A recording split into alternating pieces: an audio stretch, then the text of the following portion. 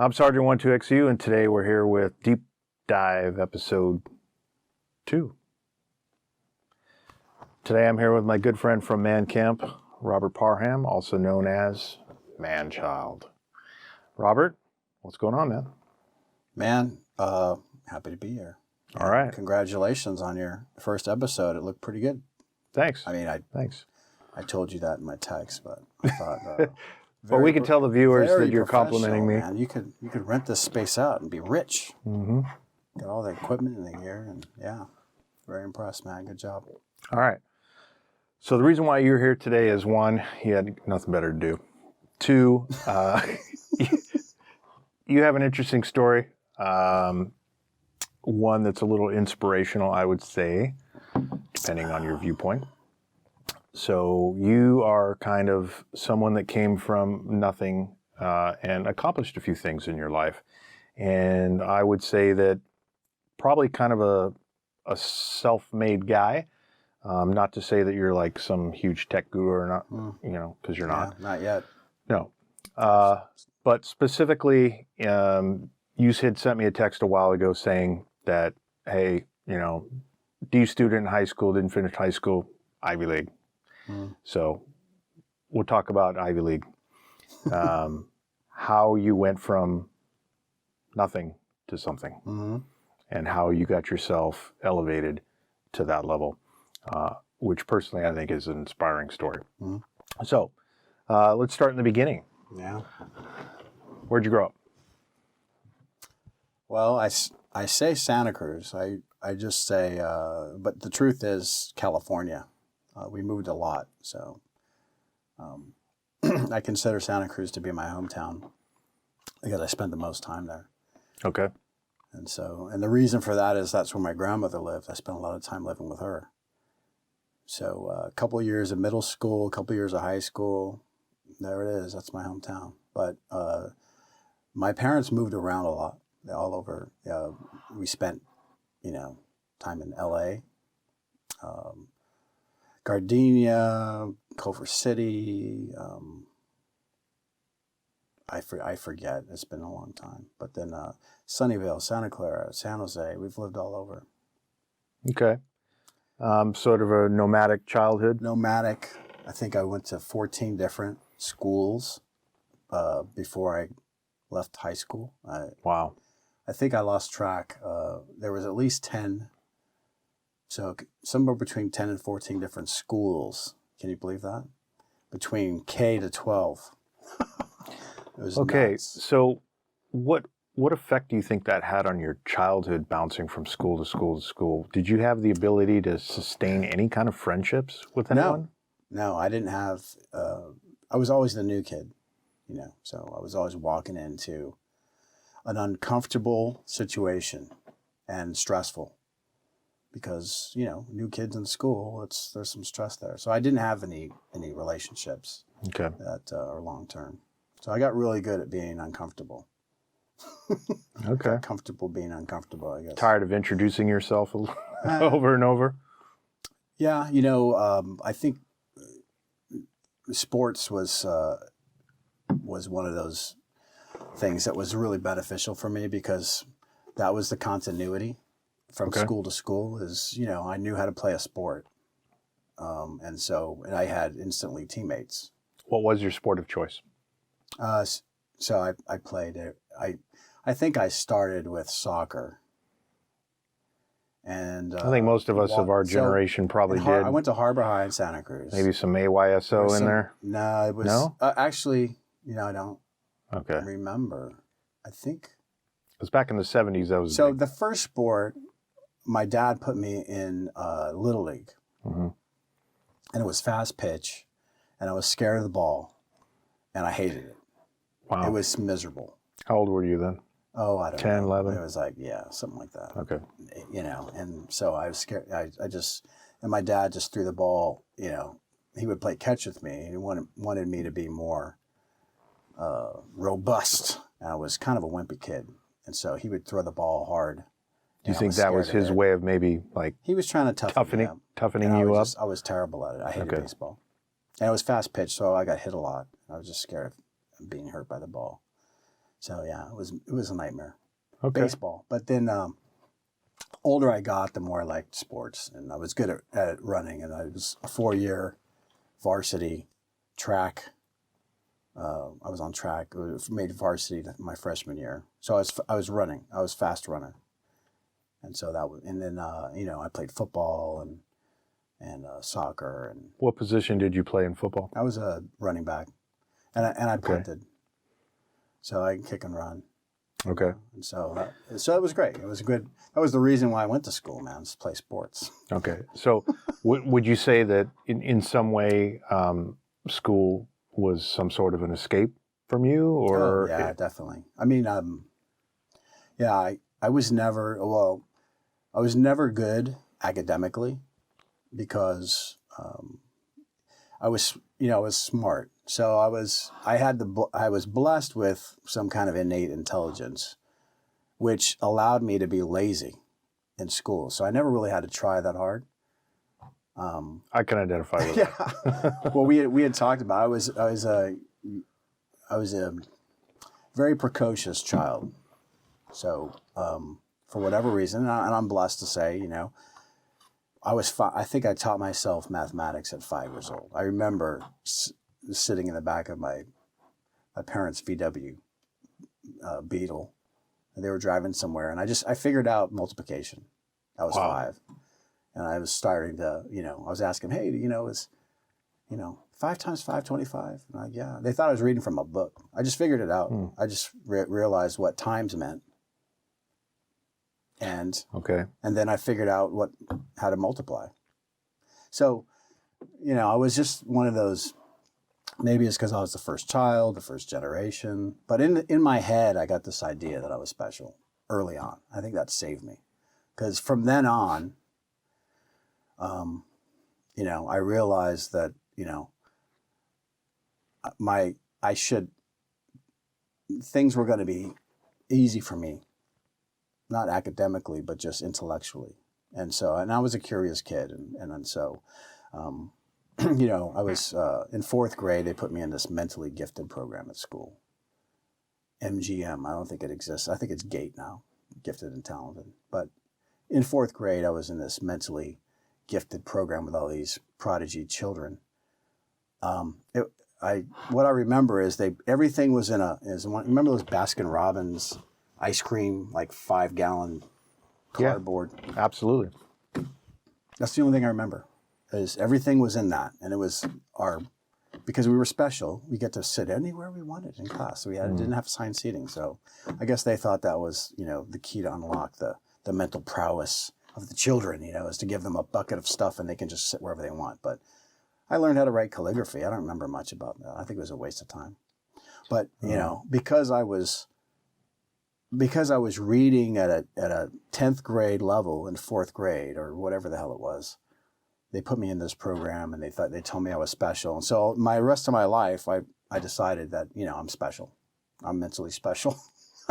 So let me ask you this. Did you feel prior to being in the G&T program, did you already like sort of, was it a self-evident thing where you're like, no, I'm special. Like, I know I'm different.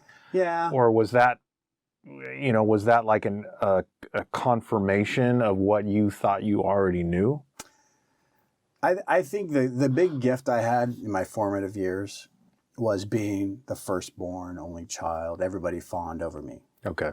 My grandmother, you know, first grandchild, right? So, and I didn't have any other kids to play with. So I hung around with adults. I listened to their conversations and I was there, you know. I was crocheting and knitting at 5 years old. Now, think about that, right? My mother's friends. That's kind of mind-blowing, actually. Yeah, their little 5-year-old, like, knitting scarves and stuff. And they're like, oh, my God, he's so special. He's so cute. I mean, I got a lot of that early on, which is he's special, he's special, he's special. So, so that was it, man. In my mind, I was special.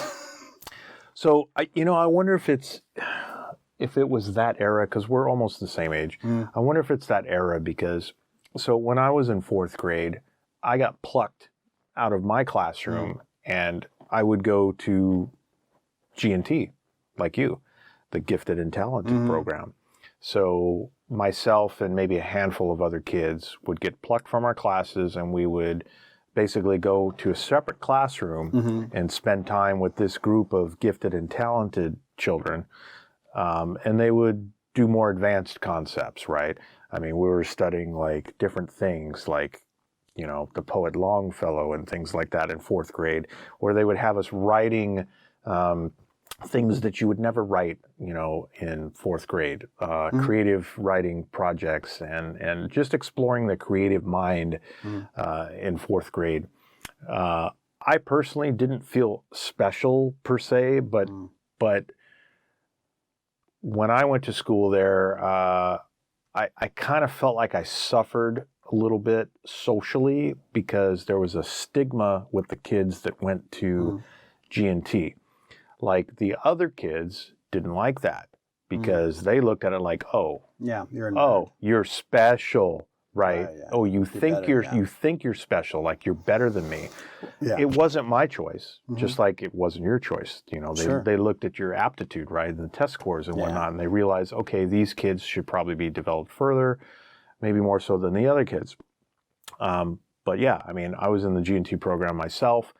I vaguely remember some of the activities that we did back then. They were different from our regular classroom stuff. But me personally, it actually was a negative experience in that my peers didn't like it. And my peers kind of looked at me with resentment. Like, oh, you're special, huh? Well, we'll fix your wagon, that kind of a thing. So for me, not really positive. But there were some intellectual things that we did that maybe shaped my future in a different light. I don't know. Well, I never spent longer than 2 years at any school. So for me, I didn't have friends that, you know, could weigh in on whether they thought it was okay or not. I mean, sports were my thing. I had I would join sports, but, you know, I was in that program for 1 year, and then we were gone to another school, and then it was on to another school. And so I never really had roots anywhere in one school or in one area because we just moved around. So my whole, you know, I mean, you cannot expect a child to do well, right, in school. I mean, not only was I in a bunch of different schools and uprooted every year or so, you know, but a home life just sucked. I mean, it was terrible, right? My parents had there was all kinds of issues. So you had your parents. That was a lot of resistance to overcome. Okay. But the great thing, the saving thing about my situation was I was smart enough to just show up and pass the damn test, right? I could just go to class and halfway pay attention and pass a test, but it made me a very lazy, undisciplined student. There was no motivation for me to put in any work. Right, I can just be efficient and lazy and get by, and that's what I did. And my parents were okay with it because they didn't even realize I went to school. I mean, I was, you know, they never showed up for parent-teacher conference. They never attended any events. And how did that impact you as the oldest? Because you've got some siblings. As the oldest, your parents not showing up to parent-teacher conferences. How did you feel as a kid? How did that impact you? Yeah, I mean, there's positives and negatives, right? They say it's not what you experience, it's what you make of it. And so the benefits to not having parents that were involved and engaged and being parents, and then parents that also threw up all these obstacles that prevented me from achieving my potential, it made me very resilient in a lot of ways. Right, so totally independent, resilient. You know, I was used to being stressed out to the max. I mean, I don't think I had a healthy shit my entire childhood. It was always constipated, you know, balls of nerves in the stomach. My dad was just like, it was like living with a silverback gorilla. You just never knew when he was going to explode or do something. You know, it was very stressful home life. You know, which is the reason why I spent so many years with my grandmother. It was just. So was that an escape for you to spend time with your grandmother? It was great for me. I got a different idea of how to live life or how life should be lived. It was great for my parents. They got they didn't have to feed me, right? But it just created all kinds of problems. But so there was the positive, but the negative was, I suffered because I always felt like I was missing something, right? Everybody else had something I didn't. And what were you missing? I was missing that family, those connections, the relationships, the nurturing that everyone else seemed to have and I didn't. And it made me feel like I was less than everybody else. And so, and I hid that part. No one came home. I didn't bring girls home to meet the parents. I dressed preppy, I dressed like. Which that was a thing back then, Yeah. right? The whole preppy thing was a thing. Hollywood was certainly pushing that, and that was the era back then. Yeah. Did you have a sense of like, were you embarrassed of your home life or embarrassed of your parents? So. Yeah, totally embarrassed. They were not, they were not parents that I was proud of me being associated with, right? So yeah, I was very embarrassed because they had nobody went to college. They were not very well educated. Although my dad was smart, he was intellectually curious about science and stuff like that. Mm. But as far as like social grace, social status, material wealth, I mean, they had drug problem. My dad was abusive to my mother, to us. Physical violence, criminality. I mean. My dad would enlist us in his criminal scheme. Like this. I remember one Christmas he wanted. Somebody had a truckload of firewood. Our neighbor had like a U-Haul truck, and it was full of wood. I guess he had bought like a cord of wood, and my dad saw that, and so he enlisted my brother and I to steal it in the night. Literally, we're carrying this firewood in our backyard and we're hiding it under our own house. I mean, this is from our neighbor. Well, of course, this guy calls the cops because it was obvious who stole the wood because the little chips of bark were like a trail to our house. The cops came and, we were like, told not to say anything to the police. And it was just, it was stuff like that. That's, my dad was a terrible role model. And I can say that now because I'm a father and I have a role to play with my kids. And there's no way, when I look back, you can make excuses for my dad. He had me at 19. He didn't have good role model, whatever it is. But a lot of the stuff that I endured going through, living at home, was totally unacceptable in my eyes. And, my relationship with my dad, both my parents suffered because of it. But the silver lining was I never held them up as an example to follow. They motivated me to be different. And that's what drove my desire to go on a totally different path than they had. And it was not just that I wanted to be different, but I wanted to hurt them. That was my only way to get revenge on them for hurting me. Now, okay, so when you say that, do you want to hurt them with like your success? Like, yes. Like you are a shining example that somehow cast light on their failures? Absolutely. To embarrass them? Yes. They put me through a lot of pain and suffering, right? Mental, physical, whatever. Which made me resilient. But it also wanted me, I wasn't allowed to express any dissidence. I wasn't allowed to object. I wasn't allowed to say, hey, this sucks. I didn't have a voice. I was told just to shut up. Until you're 18, you don't have, I couldn't even look at my dad sideways on anything. And he would just jump across the table and like beat the shit out of you. I can see that. I mean, he was like a silverback gorilla. The guy was so scary. And as a kid, I mean, dude, I called the police on him.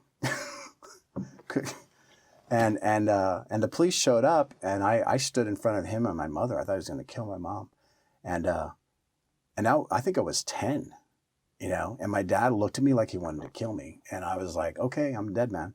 Well, he didn't.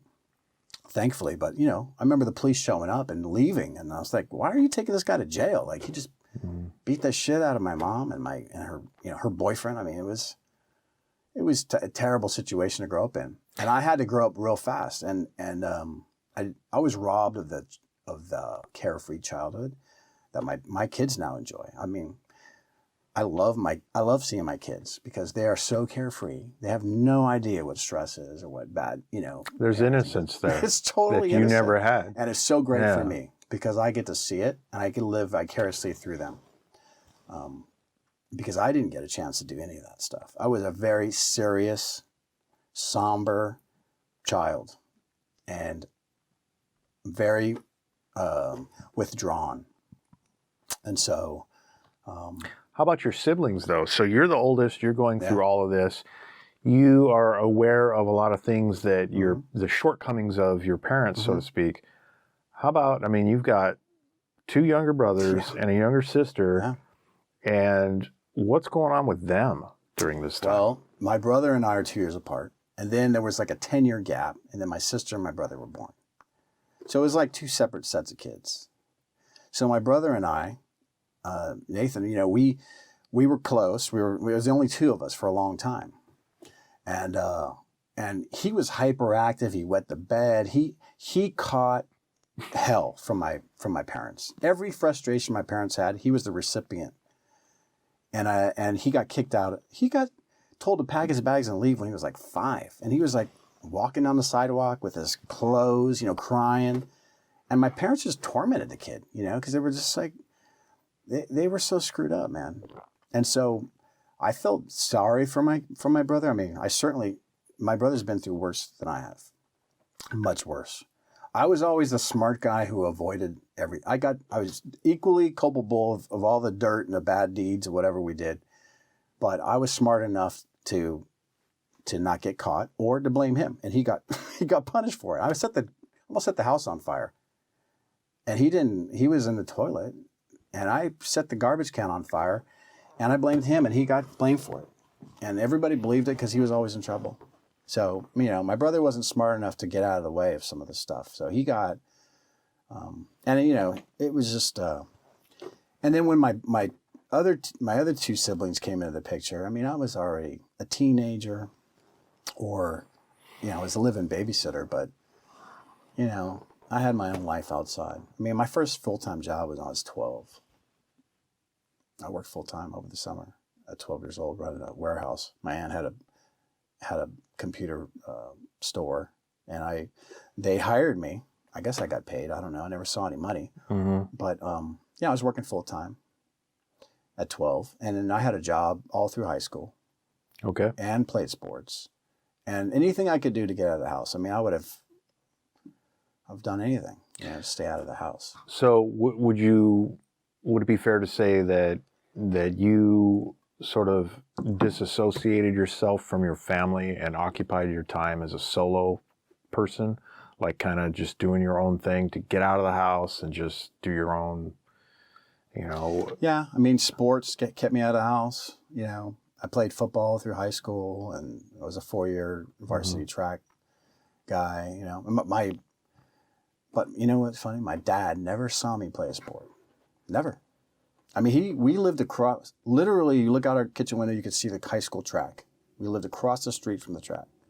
He wouldn't even look out the window to watch me run. So how did that make you feel when your old man doesn't even take the time to watch his oldest son play sports? Like, I mean, because we all want to do that, right? We want to please our parents. We want them to be proud of us. You know, I mean, I'll talk about my own personal experience.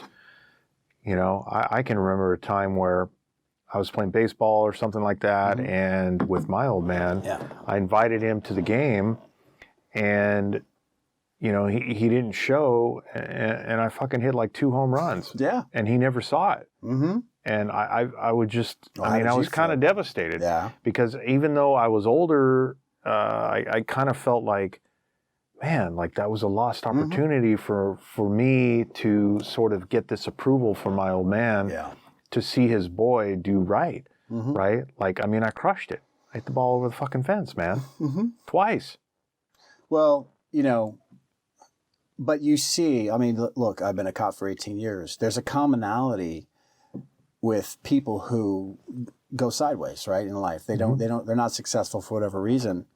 You know, a lot of it has to do with how they grew up, you know, and a lot of this, you know, fatherhood is very important. I believe in it so much because I've seen from my own experience and also 18 years of being a cop and dealing with society's problems, I've seen the commonality. And if you don't have good formative years, right, with solid relationships and love and nurturing, you're working against such a huge. You're operating at a deficit. You're often, right? And there's so many obstacles in your path. Yeah. And for me, those obstacles never went away for a long time because even though I had achieved success, I was in the Marine Corps, I went to the Ivy League, all this other stuff, there was still something inside of me that, I mean, maybe it's still there to this day. That's always going to feel as though I'm missing something, right? That everyone else has. And that's it. It's a hole that can never be filled. My best hope is to make sure my kids don't have any of those holes. You know, that's my whole motivation now for being the best person I can be, is because I want to give my kids everything I didn't have, and by giving them that, I get it as well, right? Vicariously, I receive what I didn't get because I can give it to my children. Yeah. So let's go back to your youth. You're in high school. You're playing sports. You are living a lifestyle that you're sort of creating your own bubble around yourself as a protection mechanism, perhaps. You're isolating yourself from your parents because you're really not seeing a good example there. You're making a conscious decision maybe to not follow their path and maybe to forge your own path. So at some point, you end up joining the United States Marine Corps. So talk to me about, one, why did you decide to go to the military? And two, of all the armed forces, why did you pick the United States Marine Corps? So let me back up and say I didn't graduate high school. I left home at 17, and I failed a bunch of required classes my senior year. So I didn't graduate with my high school graduating class. So there I was, not a high school graduate. I was 17. I left. Were you still living at home, or? I was living at home at the time, but my dad told me, you need to go out and get a full-time job and give me all your money and help support the family. Of course, I don't say no to my dad because he'd probably take my head off. But inside, I'm like, yeah, fuck you, pal. I'm out of here. So I think I called my aunt. I told her, look, she lived in I said, I got to get out of here. I got to get out of this place. And so she orchestrated a rescue mission. She sent my uncle to pick me up and drive me to Northern California because we were living in Anaheim to essentially let me sleep on their floor until I got my feet on the ground. So I left home at 17, and my dad said, you're not doing me any favors. He was so pissed because I had taken action to get out of there. And what could he do? What was the feedback from your mom? My mom was a wilting flower. I mean, my dad he was a shot caller, Well, he was, so that was it. I mean, just so the viewers know. So I met Robert's dad when I was about 18, 19 years of age. And actually, we were coworkers at the time. So I knew him dating back to that period years ago. This is probably a few years after Robert had left home, and he was actually in the service at the time. So I'm very familiar with his father back then. And your dad had a very dominant personality. He truly was, in your words, like a silverback gorilla. He had a hell of a temper, and nothing would stand in his way of whatever he wanted to accomplish. So I can only imagine what it must have been like for you when you were younger, with that kind of, like a really strong personality as a father figure who could basically fly off the handle at any moment, and you just didn't know. I mean, he was pretty volatile. I saw it not only in after you had left and you were in the Marine Corps. I saw it in the home life, but I also saw it at work, where he had a short fuse, and everyone knew it. And everyone was walking on eggshells around your dad because they just didn't know, like, what was he going to get set off or not? Yeah. So I can only imagine, like, you being the oldest son, kind of bucking the system, saying, you know what, F you, I'm out of here. I'm doing my own thing. I can only imagine how your dad would have reacted to that back in the day. He probably would have been pretty pissed. Yeah. Yeah. Well, I try to avoid my father. I mean, we wouldn't speak. I think even for years, living in the same house, we wouldn't speak. You know, I answered every question he asked me, but I never engaged him. just like, you're not supposed to look a gorilla in the eye. That's it. You just look away. He was looking for a fight. For me, the older I got, the more I felt like he was looking for any sign of resistance or any kind of like me pumping up against him. And he was going to flatten me, put me in my place. And I was smart enough to avoid that guy. So, and I wasn't a tough kid. I was, sports made me tough. They made me fit, but mentally I was scared. I'd been groomed to be, this, diminished person. And so when I left home at 17, it was like a rebirth. I was on my own. I was free from that kind of oppressive atmosphere at home. And I went to an adult school. I said, I want to get my GED. They convinced me that I was better off getting my high school diploma, not the GED, which I did, thankfully. So so by December, what do you graduate in, like June? So by December, I had my high school diploma. I'd made up all my credits. I got a high school diploma. I was working 3 jobs. Still 17, I busboy, landscaper, I had all these jobs. I was renting a room. I left my aunt's, place, and I was renting a room. I was on my own, enjoying all kinds of So essentially, at that point, you're like a functional adult, yes, but you're only 17, and you're just you basically flipped a switch and said, "Hey, man, I'm going to do my own thing." And you did it. I was busting my ass, working 3 jobs. I had a girlfriend. She was pissed because every time we have a date, I'd fall asleep on her because I just was working all the time. I enrolled in community college, majored in soccer. My goal was to get to college. And I thought that would be the ultimate, right? Is to get into a college and be a college educated person. I had applied to go to the Air Force Academy and had a congressional nomination to go. So I had very good SAT scores. I was smart, but I wasn't a very good student. The adult school, the high school that I went to, they did me a great service. They looked at my transcripts. They knew I was applying to go to the Air Force Academy. I wanted to be a fighter pilot. So, I was this kid who didn't match the other adult school kids, right? I wasn't pregnant. I wasn't on, I didn't have a criminal record. I was a good kid, an athlete. I just came from bad circumstances and I was smart. So these Fremont Adult School, they did a great job of trying to help me out. And I ended up getting a revised transcript. I don't know how they did it, but a lot of the F's they turned into P's, a lot of the D's they turned into pass. Didn't factor into the GPA. I think they got my GPA up around 2.0, which is like a C, right? It was like a D average. But they got it back up to like a C at 2.0. Got me qualified to put in for Air Force Academy. Congressman Don Edwards nominated me as one of the congressional nominees to go to the Air Force Academy.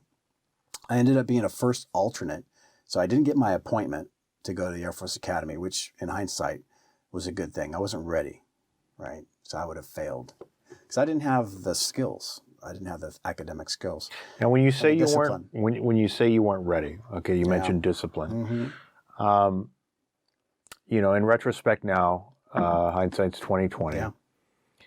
Do you think you lacked like not only the self-discipline, but like what about your emotional maturity at that point in your life? Well, I was already emotionally mature. I mean, there's no doubt about that. I mean, I was mature beyond my years. What I didn't have is a skill set. So, you know, we'll talk about this when we talk about the Ivy League, but when I got to the Ivy League, I was screwed. I was like drinking from a fire hose, drowning, trying to keep up because I didn't have the skill set.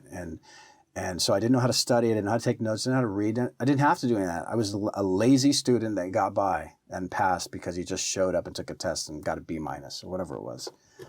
I was in honors classes in high school and was passing, but I did no work. You know, I just kind of showed up to class and paid attention and then passed. So, you know, in that aspect, it was good, right? I had the smarts, but it was also bad because it made me lazy, right? No one was pushing me and no one was giving me, paying attention or pushing me to develop those skills that you need to be a good student.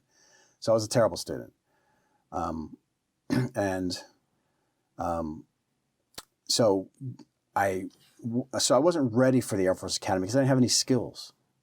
And so hindsight being what it is, I'm glad it didn't happen because I would not have done well. So I ended up trying to go to community college. I majored in soccer. You know, I didn't do well in community college. That's amazing. That's even an option. Like no, I say I majored in soccer because that's what I did. I went to school so I can play soccer. So you go there. Are you doing like general education? Yeah, or I'm taking general. Okay, you're doing GE. I was on academic probation in community college, man. Okay. I went to Ohlone. Okay. This is something that Ivy League doesn't know about. I hit it, man. I was on academic probation. So they never even got that transcript. They never got the transcript. I never told them I went to community college. I said, nope, never went Buried to college. with Jimmy Hoffa somewhere. Dude, yeah, exactly. I was a terrible student, and I knew I wanted to get there, but I just didn't have the skills. So you're kind of drifting along, and I was working. In JC, you're working your ass off. Yeah, not getting anywhere. You're not really advancing in life, so to speak. So my brother, Nathan, goes and joins the Army. God bless him. Yep. And Good he's for him. He's like, I was like, son of a bitch, you know? And at the time, I was working 3 jobs and just going nowhere, right? Push starting my 69 Volkswagen Super Beetle everywhere. I heard about that. Yeah. So my brother goes in the Army, and I think, well, shit. This can't happen, man. Like, I had some pride. I had to be the top guy. So I decided to one-up him, man. I was going to join the Marine Corps. Because out of competition, right? I was always the top guy. No one would beat me at anything. I was very competitive as a kid. So let's talk about that for a second. Let's take a time out there. Mindset on the Marine Corps. Mm-hmm. I have my own philosophies. You have your own. They're probably pretty similar. Mm-hmm. When I joined the Marine Corps, to me, there was no other armed force. Mm-hmm. To me, it was like, it was that or nothing. I had been offered to be a pilot in the Air Force. I had been offered to be a helicopter pilot with the Army. Mm-hmm. I didn't care about any of that stuff because to me, I mean, there was no other hardcore challenge other than the Marine Corps. Mm-hmm. So for me, it was like that one-upsmanship. Like I one-upped myself, so to speak. Mm-hmm. Like I challenged myself at a level that, you know, I was kind of looking at it like, I need to see what I'm made of. Mm-hmm.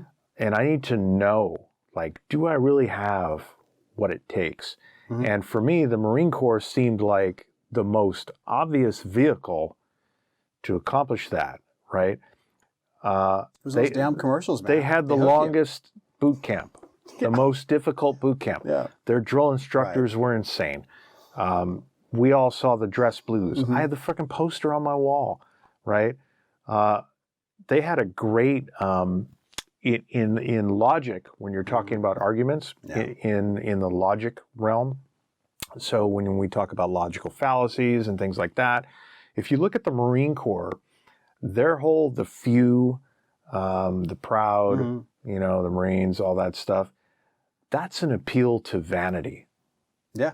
Right? Mm-hmm. So it worked for me because I looked at it like, these guys are insane. Like, that's hardcore. Like, I need that.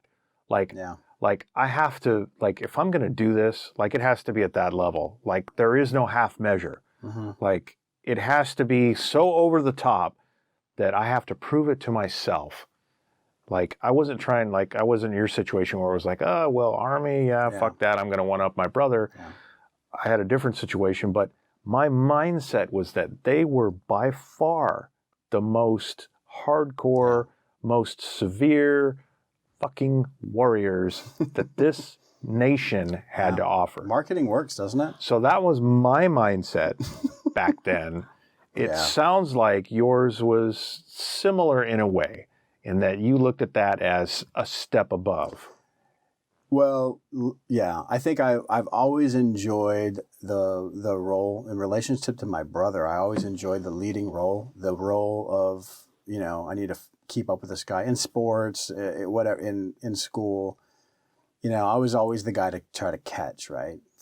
I was always ahead of my siblings. So you're the rabbit. You're the rabbit. For me, the Marine Corps was represented like, oh, this guy's gone in the Army. Like, I'm going in the Marine Corps. Like, I'm getting back into my position, right? Above. Establishing yourself again. And it's because marketing works so great. I mean, look. True. Same people go into the services. There's no difference. The organization is different. But at the time you go in, I mean, I remember having a very high scoring ASVAB and they're like, oh, you're going to the Marine Corps? Look, I was 6 years in the Marine Corps. I never had armed services inferiority complex. By joining the Marine Corps, I never said, oh, I should have gone there, right? I never said, oh, they're better. Now, you know, there are better units. I don't know any Marine that ever has, frankly. Look, you can go to the Marine Corps and you can shovel chow for 4 years or do motor T and have some shit job. And, you know, it doesn't make you a warrior, killer, tactical guy, right? You know, you go in the Marine Corps, just like any civilian job. There's different jobs you can have. You don't have, but you're still not every Marine. You're still a rifleman at the core. Some of them are barely riflemen. Like I worked as a range coach, and I try to get these guys to qualify every year. And some people just don't know how to shoot. True. And so it's very challenging, even in the Marine Corps, to pass minimum standards. PT, there's fat bodies in the Marine Corps. There are people that aren't warriors. There are people that aren't brave. I mean, you know, not everybody that goes in the services is a Delta Force recon Marine, you know, Navy SEAL. They're not operating at the highest level. They're not all brave. They're not all motivated. They're not all fit. They don't know how to kill people. I mean, there are different degrees. Yes. There are different degrees. But marketing as it is, the Marine Corps represents what would be the pinnacle. And yes, it was an attractant to me. And I went in. And luckily for me, I got into some higher level operations, you know, leader units, right? I was a Marine security guard. So I was an embassy guard, diplomatic security. I was outside of the fleet amongst higher level people, right? Diplomats,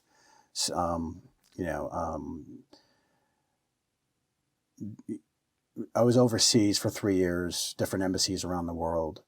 I got to see and do stuff that the Marines dream about. And it was all great. It was gravy. It was a life-changing experience. And it was so good, my 3 years as an embassy guard, that it made me never want to go back to the regular fleet again. So I after 6 years, I was out. I actually considered staying in because I wanted to be an officer. But then the Gulf War broke out. I had an application in to become an officer and they were going to pay me to go to school. The Gulf War broke out. I withdrew my application because my unit was deploying and I didn't want to miss out on war. Because that was just excitement. I wanted to go and I didn't want to leave my unit. Sure. And so when they were going to the Gulf War, man, I was like, hey, I'm withdrawing my app. I'm going with my team and we're going to go to the Gulf War. I'm in. Yeah, I'm in. I didn't want to miss out. I was more loyal to them, I think, to my unit. And it's funny because people say, oh, thank you for your service. In my mind, look, I appreciate the sentiment. I didn't serve for you. I'm sorry. Everybody who approaches me and wants to thank me for my service and all this other stuff, you know, I take it as they're appreciative and I get that. But, you know, realize this, I didn't join the Marine Corps for the fat guy on the couch watching, you know, Monday Night Football. I joined for myself. And when I went to war for my buddies that were in there with me. wasn't thinking about Americans back home. I was thinking about my unit. That's my loyalty. So I think let's stop there for a second, Yeah. because I want to talk about that, because we both have sort of the same mindset there. Yeah. So I remember when I was a young Marine, and certain opportunities were presented in front of me, and I jumped on those opportunities to do something different, to do something not easier, something more difficult, something that was, you used the word elite. In my case, I was an amphib raider in a boat company. And being a raider, there's a lot of physical misery that comes with that, and a lot of self-sacrifice. Yeah. But part of being a raider is also, it's sort of like a personal commitment, but it's not to the core, it's not to the country, it's to myself and my brothers next to me. And I think for anyone that's deployed overseas, that spends some time in some theater somewhere, I think that's where it starts to gel and it comes together. And then on a deployment, whether it's in West Africa, or in my case, East Africa, or wherever, or Persian Gulf, whatever, I think that's when you go overseas and you're with your brothers, and then you start to realize that, hey man, it's just fucking us. Like, this is our little group. Yeah. We are our own island out here. We're our own family. And you look to the left, and you look to the right, and that's all that fucking matters is your brothers. Has nothing to do with foreign policy. It has nothing to do with actually whatever the strategic mission is. That is like nothing. Like in the moment when you are boots on the ground, all that matters is fucking surviving day to day with your brothers. Yeah. And that's all that really matters. And so you're not doing it for this noble, you know, maybe when you enlisted at the recruiter, it was like, you know, this thought of self-service or whatever, or service for the country. Or if you see the towers come down, you're like, fuck it, I'm joining. Exactly. I mean, that was after our time, but, you know, for me, it's like, once you're in the shit, frankly, it all that dissipates. It goes away. It's just hey man, we need to make it home. Like, we need to get home. Like, we need to survive this deployment, survive this detail, survive this duty station, whatever you want to call it. And we need to get the fuck out of here together in one piece as a unit and just fucking get through it. Right? Yeah. That was my mindset. And it sounds like it was kind of your mindset too. If you want to feel alive, you feel most alive when you're almost dead. You know, it's like you realize if you're in danger, you're watching scuds come in. You think you're about ready to be bombed. I mean, that is quite a rush. You are definitely present in the moment, and you feel alive. And there's so many things the simple things that you're grateful for. And I have to say, this is what is lacking in a lot of our society right now. You got, all these, this generation of kids, and the best they can muster is to put up a video on their Instagram or something and pretend that they have a life. I mean, never have lives less lived been more documented in history, right? Everybody's documenting their meals, their new dances, everything. But they're not really living a life because there's no risk, man. They're comfortable in this soup of climate control, fast internet, and Uber Eats. There's no living there. So when you're, cold, miserable, or hot and miserable. Yeah. You're doing stuff that could end your life. You're doing things that people only read about or see in movies. It's great. And there is an addiction to that. Absolutely. Absolutely. I remember when I left, I was in the Marine Corps for 6 years. I spent 2 years in West Africa, a year in Moscow. And I remember thinking, I got to get back out overseas. Being in one spot was like, I was just jumping out of my skin. My first year at Dartmouth, I had a girlfriend. I said, hey, we had a break, school break, whatever it was, summer break, spring break, whatever it was. I said, hey, let's go to Germany. Freshman year. I mean, we're college students. We don't have any money. I don't give a shit. We went to Germany, man. Went to Germany. We drove around in a car because I had to do that. That was my life for the last 3 years. I was addicted to traveling, just seat of my pants, no plans, just follow your nose kind of stuff. And it's because I was looking for that rush, that thrill. Asked my wife today, I can't stand to be in the house. I got to be outside doing something. Like I can't spend too much time in one spot. So let's rewind a second. Yeah. Did you go to the recruiter in Santa Cruz? Or who was your recruiter when you joined? I think it was in Fremont or something. Okay. So did you go through MEPS in Oakland? Yeah, Oakland. Okay. And did you go to MCRD down in San Diego? Oh, yeah. Okay. So what was your primary MOS when you enlisted? What did you sign up for? Well, I was an avionics tech. 6464 was the MOS. I chose it.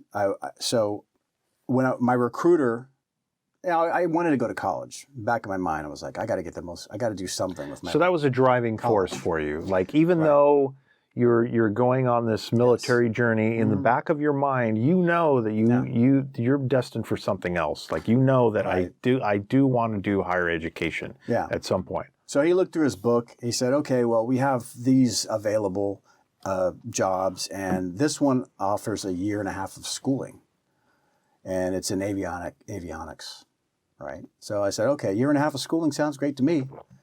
But they said, you can't have this job unless you sign a 5-year contract, because the schooling was so long. We need to get our 4 years value out of you. Absolutely. So 5 years. So I said, okay, 5 years. So I signed up. I went to Avionics School in Millington, Tennessee. It was a year-long it took me 1.5 years to learn. I hated that, right? I went to the school. I graduated like honor man of the class. I was honor man in boot camp. Like the academic, the intelligence part was on par, and military schools, they're not that hard, right? No, it's not they're like not. The Ivy League. It's easy to shine above. Yeah, it's lowest common denominator, training you to do a job. So look, I was top of the class and did all this stuff, but I didn't like the job. The equipment that I was trained on, which was F-18 inertial navigation system, right? So the F-18 has this box. It's got a gimbal inside. Now they have laser gimbals. But, we troubleshoot the thing if it breaks. Well, the damn thing never broke. And so I went to all these schools to learn how to fix this stuff. And I never had any work. So I cross-trained in FLIR pod, which is the forward-looking infrared pod that hangs under the fighter, the F-18. So I cross-trained on how to troubleshoot that and fix it. I worked on strike cameras, which is the video recording system, and sometimes we get the tapes during the Gulf War. They were stuck in the machine. We'd play the video and see, all the people getting bombed by the planes and stuff. It was which is cool. So common in video games, right? Exactly. Where we see FLIR footage of, basically spooky, an AC-130 gunship basically blasting people, and you just see white fragments flying. Yeah. Right.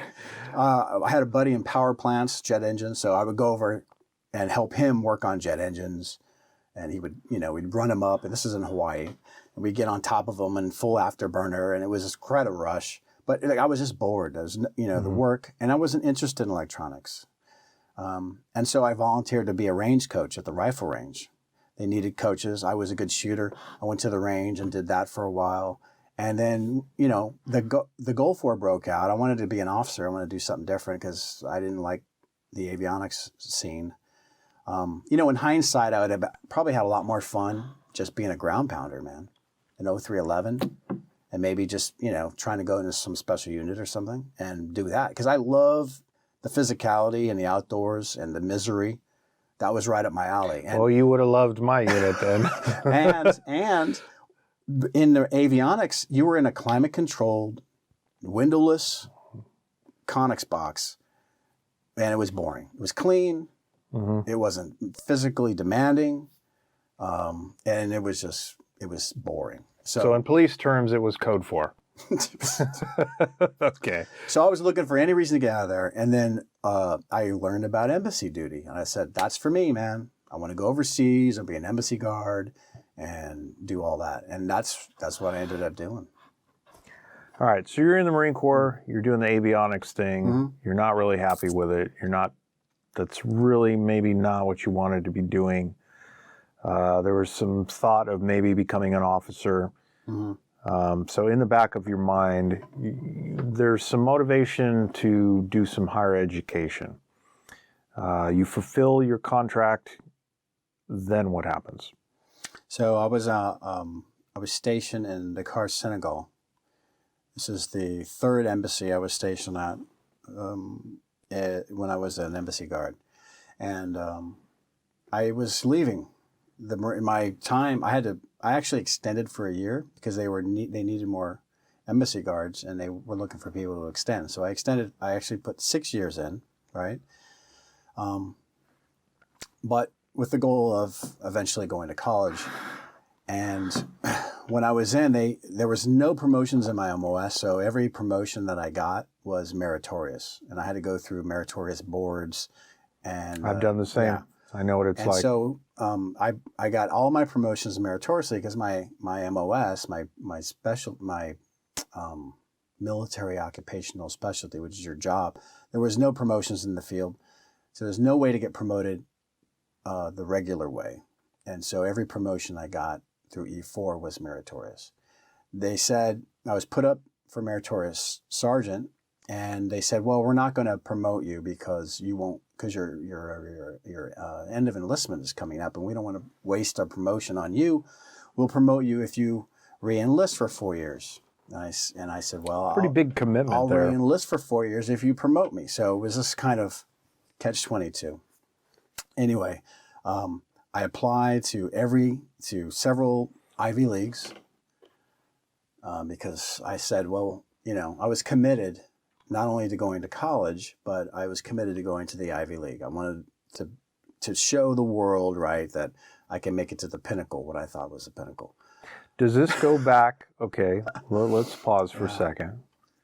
Does this go back to what we talked about earlier with you sort of like not rubbing it in their face, but sort of like excelling to a point where it's like ridiculous in regard to your family, like reestablishing your number one son position and your I'm special kind of mindset.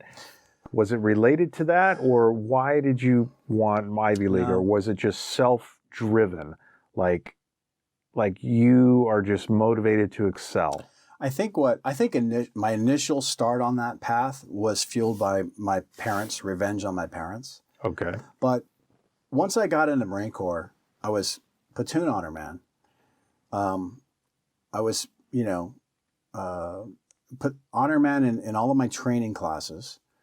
I was the youngest supervisor in my unit when I was in Hawaii.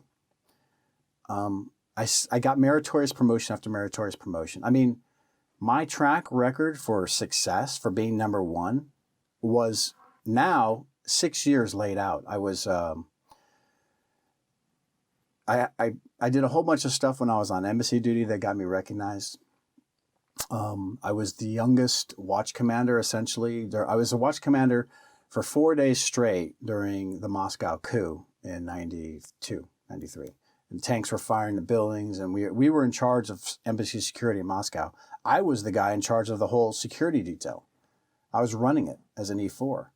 So all that stuff with your parents goes by the wayside. Yeah. So you're your own man at that point. You've had a history of success. I'm running on all cylinders. You're kicking ass. Kicking ass. You are at that point. You're excelling because that's who you are, essentially. Yeah. And so Ivy League to you is like all kinds of messages. Is like, why not? Yes. Like, I'm that guy. Like, why not? Exactly. Why shouldn't I excel at that level? And my saving grace was that I had good test scores, right? Because I had a shit GPA. I didn't have the GPA, but I had a great set of test scores and an experience that no freshman had, which was 6 years in the Marine Corps, 3 of which were on embassy duty. diplomatic security and during a coup attempt in Moscow. I mean, I had this very you're unique, bringing real world experience to the table with, frankly, let's be honest, a very inexperienced freshman class. Right. Yeah. And I had Gulf War experience, right? So to colleges, I was very different. I looked different. And I knew this, that they were looking for different, right? So when I applied to the Ivy Leagues, I did my research. I knew that Ivy League, that most, I looked at the, people, the incoming freshmen, the declared majors, economics, all this. I knew what the competition looked like. And so what I did was I tried to make myself look as different as possible. Not only my background, but also in the fact that I said, I wanted to be a French major. Like, who wants to be a French major, right? I mean, I was in French-speaking Africa. I played it off as, hey, I'm really interested in being... I didn't have to compete with all the economic students or all of the engineering. That was a big body of applicants. I was looking for the least competition and to make myself stand out. And I honestly think they thought I was African because they sent me an international foreign aid application. And I was in Dakar, Senegal, in West Africa. And they thought, oh, here's this African guy who's in the Marine Corps, who wants to be a French major, and look at all his experiences. And the test scores were essentially a wash. They weren't really high, they weren't really low, so they just kind of ignore them. And so there it was, right? I got in, but I got into Columbia and Dartmouth. And I didn't get into Harvard, although I had a great Harvard interview. And the guy said, yes, Harvard would love to have you, but he was just one of these guys that interviews. He wasn't the decision maker. So Harvard, fuck you, Harvard. Let me ask you this. If you had decided that you wanted to be a communications major, would you have gone to Columbia? Oh, I don't know. Or did you want the honestly, Dartmouth moniker? I knew nothing about the Ivy League. Nothing. I knew nothing. I had never gone to Dartmouth. I didn't know it was in Hanover, New Hampshire. I didn't know anything about the Ivy League except what I could find. And at that time, there was no internet. True. To do your research. True. Right? So what I knew was just from what you picked up. That was back when we had basically print media. We had encyclopedias. We had newspapers. It was very limited in terms of information. Yeah. So Columbia said, come on, and so did Dartmouth. I didn't want to be in the city. When I spoke with others in the State Department who, I told them, hey, I'm going to go to Dartmouth or Columbia, which one should I choose? And they were saying, they were telling me about it. They knew, they worked at the State Department. Everybody had a college degree. They kind of knew more than I did. And I wasn't from a family. I mean, no one in my family in generations past ever was educated beyond high school. So I didn't have a mentor or a roadmap or anybody telling me, how to choose. So I accepted at Dartmouth. I immediately called the school, the football coach, and said, hey, I want to walk onto the football team. And they said, we need a punter. I said, I can punt. And that whole summer before I went to school, I spent at the high school punting, working on my punt game because I wanted to play high. But the interesting thing is when I got my acceptance letter, I was in Dakar, Senegal, and Hanover sent me I got the first letter from Dartmouth saying we've accepted your application. There was about 5 seconds of elation, and then what do I do now? I've achieved my goal. I'm done. Like I got into the Ivy League. That's all I didn't have a plan after that. There was no what after. It was just get to the Ivy League, and I did. And it was a little bit of a like an oh shit moment? Not an oh shit, but it was kind of anticlimactic because there was no other goal after that. And so I geared up. I showed up to Dartmouth with my sea bag. Nice. Of stuff. Typical I had jarhead. one bag. Typical jarhead. I never laid foot. I remember flying in and looking at all the trees. I didn't know what the campus looked like. I didn't ever touch down in Hanover before. I didn't see the campus. I didn't tour the campus. I never been in the state of New Hampshire. I just landed with my sea bag, spent the night at some hotel, cabbed it in, got there, did my freshman trip, and that's it, man. And then I touched base with Coach. I told them, hey, I'm here. I'm walking on. They had already been practicing for weeks, football. Check in with the equipment manager. They gave me pads and helmets and shit and all this crap. And it had been at that point 8 years since I had played football. And I remember I'm in the locker room alone because everybody's on the field, and I'm trying to figure out how the pads go in because I had forgotten. I mean, it didn't take me long. That's great. And so I'm running out. Hey, I'm the new guy, and I'm punting, and I'm doing scout offense. I'm running scout offense, and I'm doing the running back. And so I wormed my way into the running back position. They're like, okay, you can run.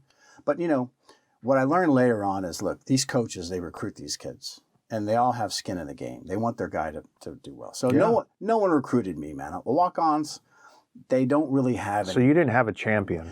No, but guess what? I was on a great team. We went 10-0 my sophomore year. Wow. Undefeated. That's great. First time in history. Never happened again because there was never a 10-season game. So 96, 10-0, got my Ivy League championship ring, and I said, that's it. I'm done. Because college football is no joke. It is a lot of work. And it is not like high school football. I mean, it is a full-time, every day, off-season grind of working out, and it beats you up. So okay. I switched to rugby. And So rugby was great.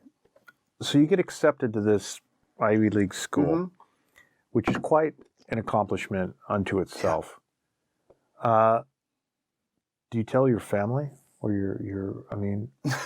do you share that success with anybody? No. Why not? No one understood the significance. I remember my aunt figuring this out because I guess a coworker had told her, oh yeah, Dartmouth's like an Ivy League school is really hard.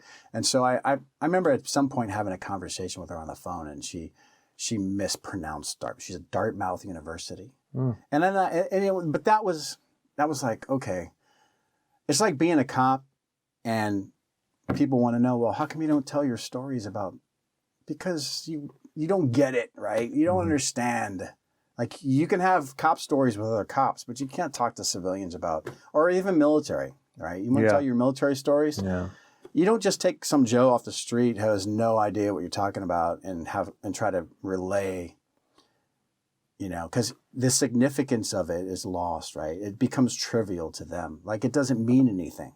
So for me, Dartmouth, getting accepted, my Dartmouth experience, it became trivial when I told somebody who didn't get it, and that was my family. They didn't get it. I remember having one conversation with my mother when I was at Dartmouth, and the only reason I had that conversation was because my younger brother, Aaron, was living under my bed in my dorm. How did that come to be? And he was so homesick, he wanted to call home. And so he called home from my phone in my dorm, and that was the only time I had a conversation with my mom. It was probably like a 2-minute conversation. And we were so disconnected at that point. She asked me, well, are you married yet? Mom, I'm in college. I'm in an Ivy League college. I'm playing football in the Ivy League. Oh, they didn't get it. I think it wasn't until people told them around them, like the significance of it, that they got it. And then they wondered, like, how the hell did that happen? How did he get in? Yeah. It was a mind-blowing achievement, right? Okay, yes, it is. But they didn't even understand how mind-blowing that was. It is. I didn't even get it. Because, man, let me tell you, I didn't succeed when I tried to do, I'm Marine, right? I'm going to do it the Marine Corps way. Take the hardest classes, join the football team, like do all this shit. Let me tell you, 8 years of not doing math, that's a problem. If you're with a bunch of elite students who just got out of calculus, you know, and you're trying to, and they're doing a review that is literally 2 years of math in about a week, and it's just a review. And now here's the new stuff. Dude, I drowned it. I was drinking from a fire hose in Ivy League school. And I had to go to this. They had a student resource center where they taught you how to study, taught you how to take notes, taught you how to write papers. I mean, it was like remedial academia for students who struggled, because you know, Dartmouth does recruit students that aren't elite academic. They also try to get inner city athletic types they know they can pass, but they're not like the shiny academic stars. And so those people need help. You know, there are students there that need extra. And that was me, man.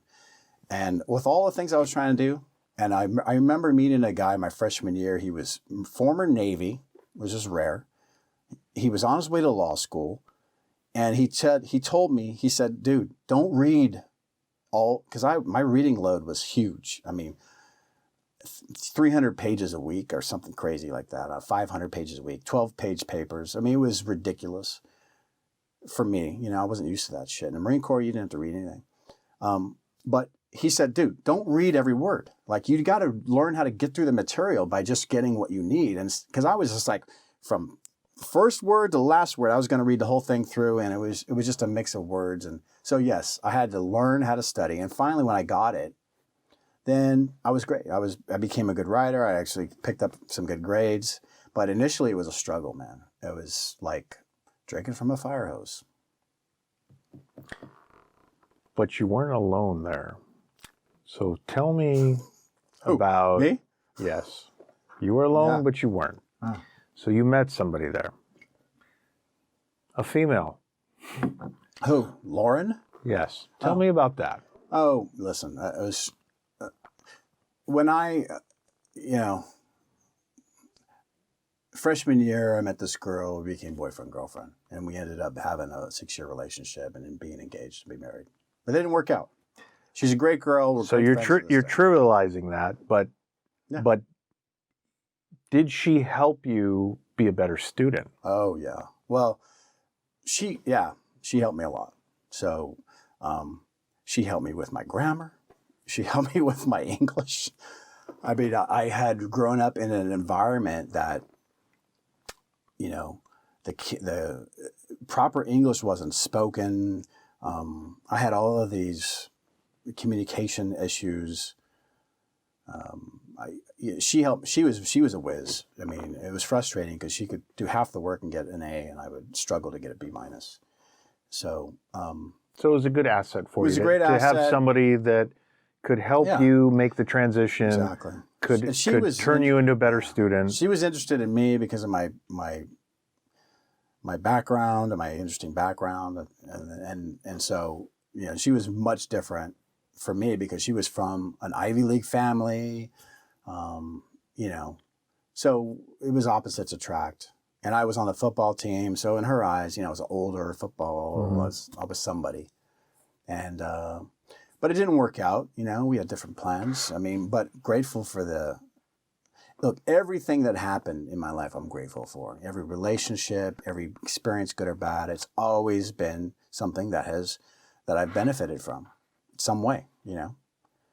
It's made me more resilient, more resistant, more determined, and somehow it's so. What was your major? International relations. Did you stick to that? Yeah, I mean, I got my degree in it. Okay. It was something I was interested in. I didn't pick my major until junior year, but until then, I mean, I had struggled with the foreign language requirement.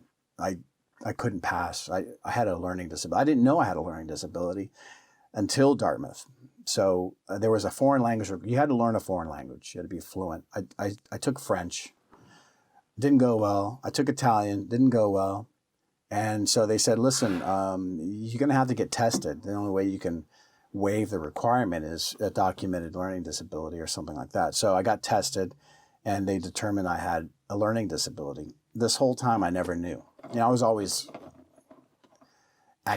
always intellectually gifted in a way, but, you know, the learning disability showed up, and they called it auditory processing. So I never, like numbers, certain things don't mean anything. They don't hold meaning for me. And in my mind, they just don't work. So I think the foreign language, the way they were teaching it, because I had learned some French being in West Africa, because I had a French girlfriend. But, you know, I learned by doing, right? So being in class, learning, you know, through the drill method or the Rossius method, which is at Dartmouth, I never was picking it up. It wasn't enough for me to figure it out. I had to live it. And so Okay. it wasn't a good method. Was that a shock to you when they told you that you had some kind of a learning It disability? was a surprise because I never expected it.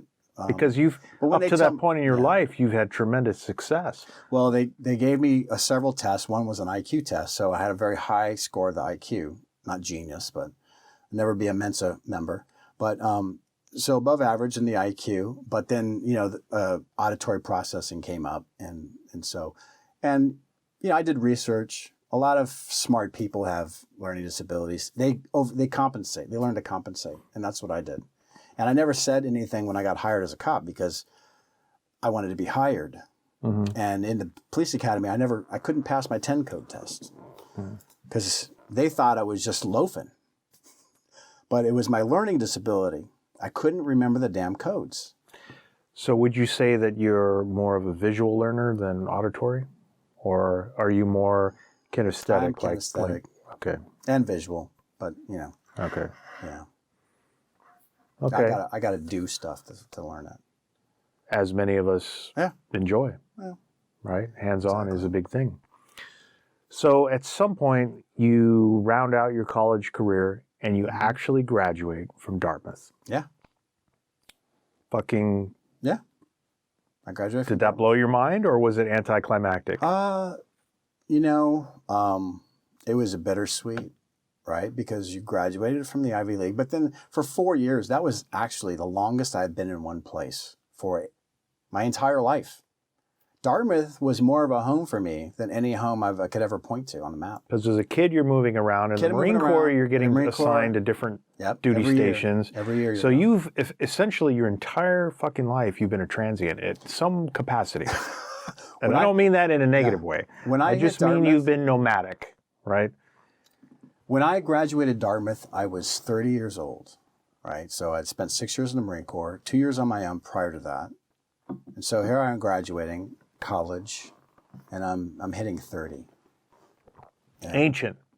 And 3 decades. At that point in my life, I had only owned one car. Because in the Marine Corps, you don't need a car. True. And in college, you don't need a car. True. And so I never needed a car. So I had one car. And I remember I took a job starting at a company with an alum. We started an online business. It was at the end of the dot-com boom. And so I didn't know what I was doing, and he didn't either. He was a computer engineer, so he knew that. But he didn't know how to be a CEO or anything else. But I remember buying my second car. It was an Audi, brand new. I mean, I was eager to spend my money, man. That was a great car. I love that car. I was living in New Hampshire. Or A4? No, Connecticut, yes. All right. I was living in Connecticut and just working with no breaks. I mean, months. In fact, it was at the end of my relationship with Lauren because you couldn't sustain a relationship with the amount of work that I did. It was, 6 weeks without stopping, no breaks, no time off, no nothing, just work, work, work. I mean, I lost my hair, I got fat. My relationship suffered. It was terrible. It was a huge So that ended 2 years of that, and it was a lot of things wrong with that. But then I left the East Coast. I was on the East Coast. My parents died, and then I came back to the East Coast, back to the West Coast for their funeral, and I realized I miss California. I miss the fresh produce and the weather. And then my uncle, who had retired for Napa PD, said, "You should come back and be a cop." And I said, "I don't want to be a cop. What the hell's that?" I never. But he said, "No, you can make good money." And I needed a job because I had quit the business, and just kind of spent a year trying to figure out what I wanted to do. So I needed a job. I took a job as a cop, and it was a great fit for me. So you're in Dartmouth. Mm-hmm. You graduate. Mm-hmm. You end up going from the East Coast to the West Coast, which is originally where you were from. Yeah. You get a job at a municipal police department. Mm-hmm. Why did you choose law enforcement other than what a family member had told you? Was there any specific reason that you thought that would be a path for you? Well, so my uncle, Napa PD, retired.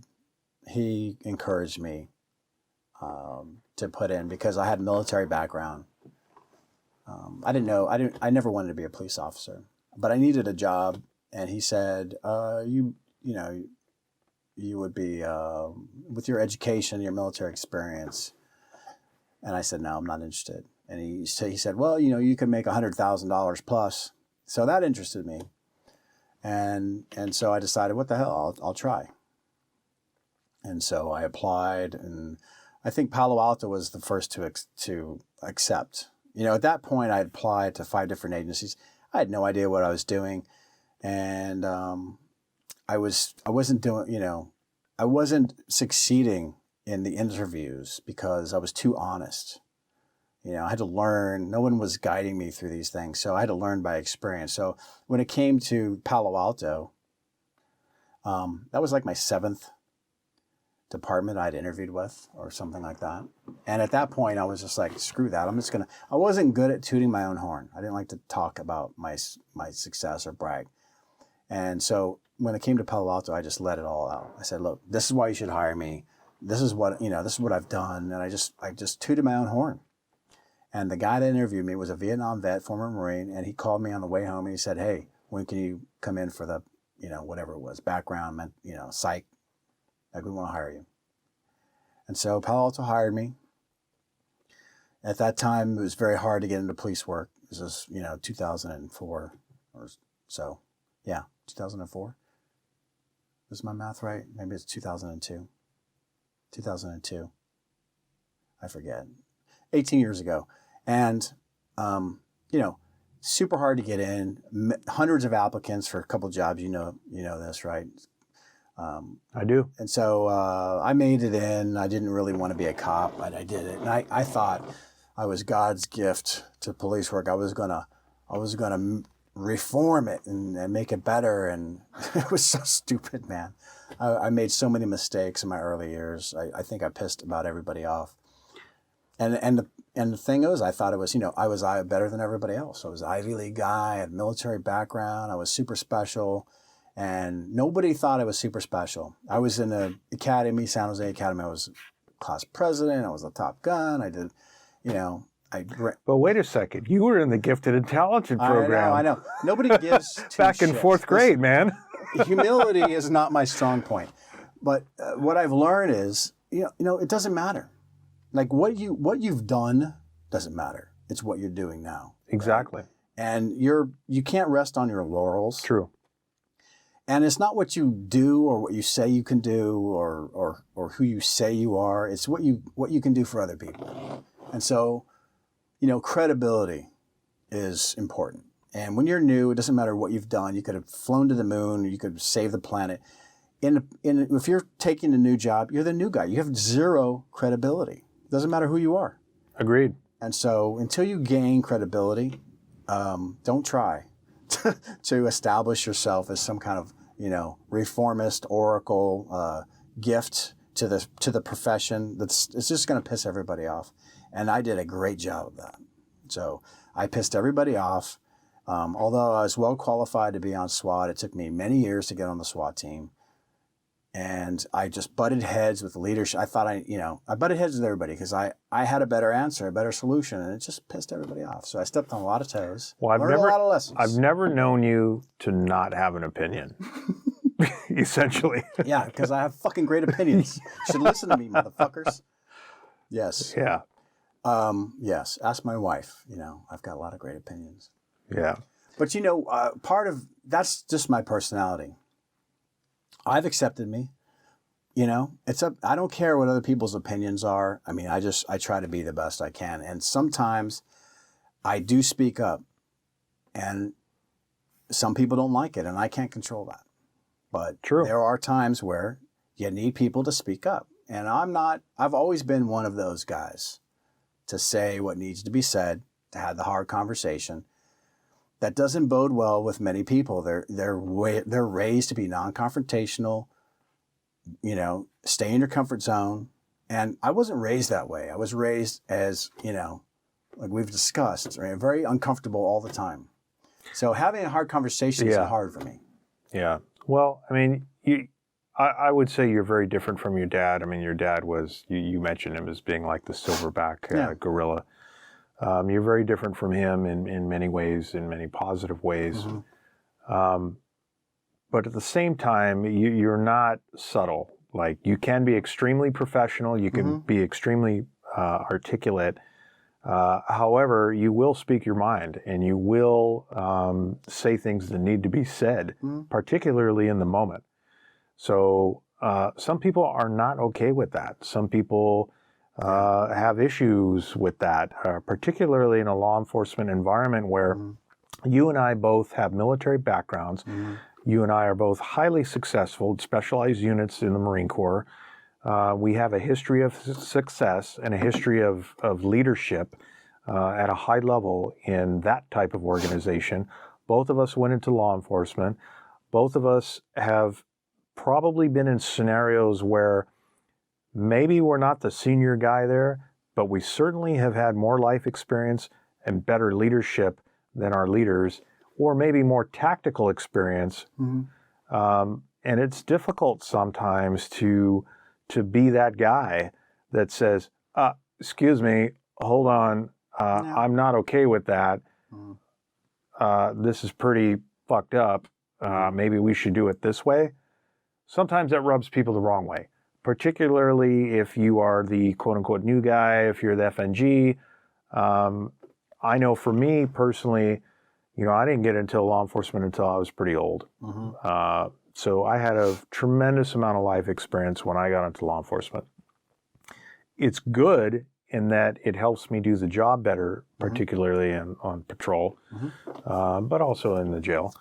But there's some things that were frustrating for me because, having been overseas, having done some things in my life, having some rank and some leadership experience and whatnot, being the new guy in law enforcement, it was difficult for me because I'm a critical thinker, right? I'm an independent. I've got all this life experience. It's hard for me when I was that new guy to keep my mouth shut and to be, basically, for lack of a better term, in the shadows. That was tough for me because that's not me. Being a type A personality, being that guy that's been there, done that. Yes, this is a new organization and this is a new profession to me, but it's easily something that I could translate and draw from prior experience. And so it was like a no-brainer, right? So I could only imagine you having all this success in the Marine Corps, fighting through the Ivy League education, which in a way it sounds like you're kind of a fish out of water initially, but you adapted and you overcame. You get into this new profession and you are such a strong mindset kind of person that I could just see you, as particularly at that organization, that you would probably come across as being abrasive.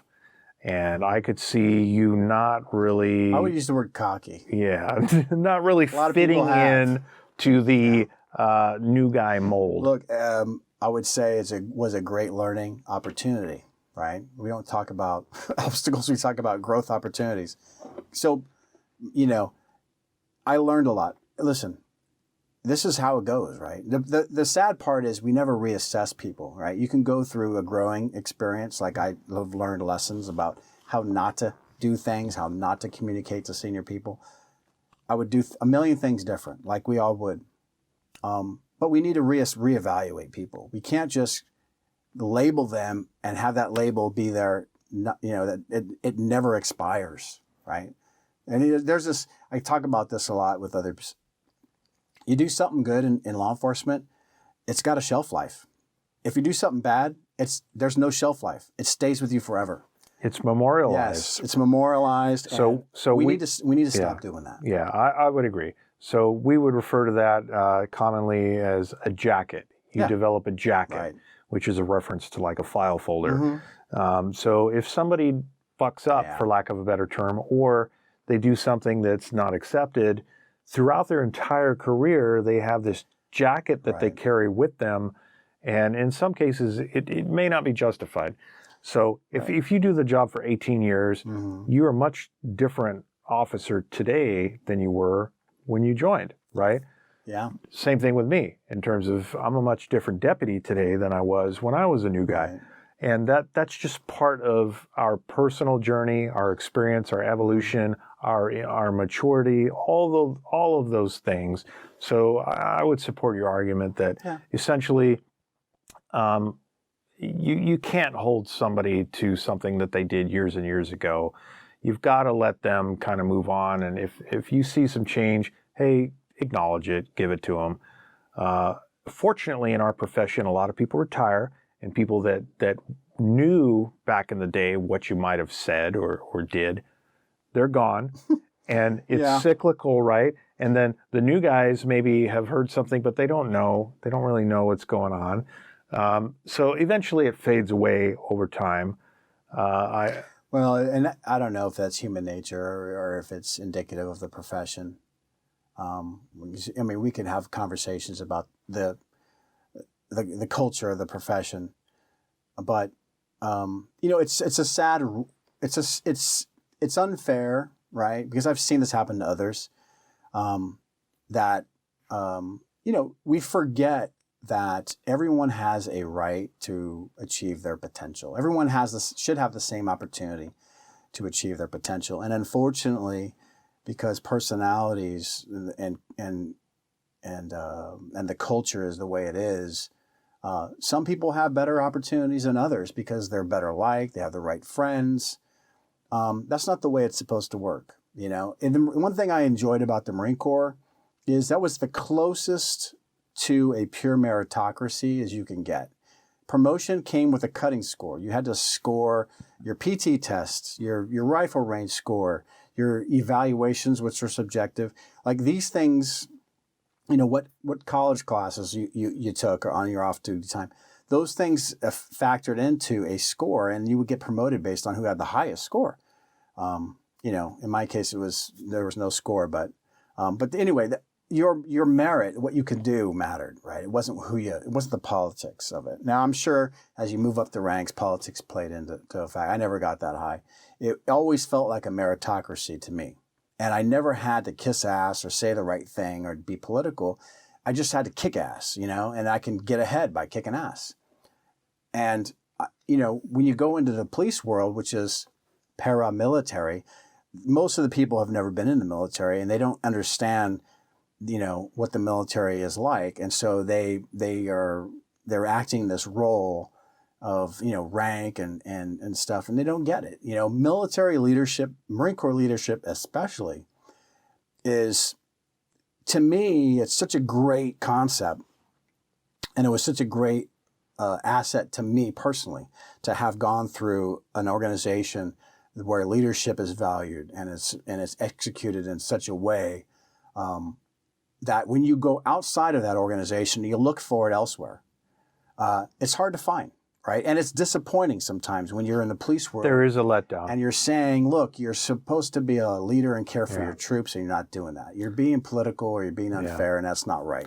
That was an adjustment that I had to make in law enforcement, is that I kind of looked at law enforcement as, an extension of maybe my time in the Marine Corps. Mm-hmm. What I've learned is the only thing that matters is what happens between your ears. So you can't control anything.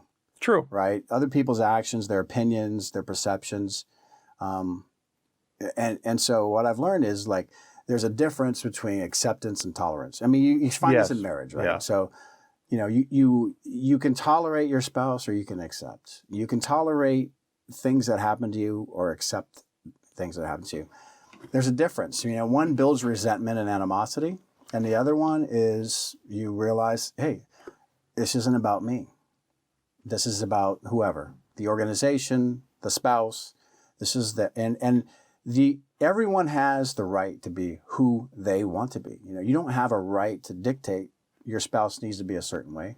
She can live free and be who she decides she wants to be.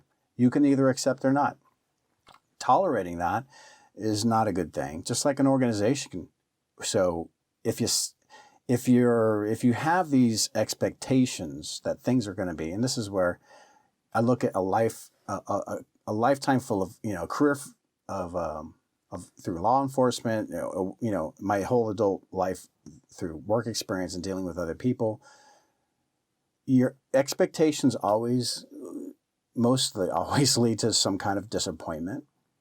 And so accept people for who they are and try to, like now at work, I appreciate what work gives me, right? The training, the paycheck, the opportunities to do things that I find fulfilling, the interaction I have with my coworkers, who are some of the best damn people you ever want to meet, because most people that go into law enforcement are fantastic people. Absolutely.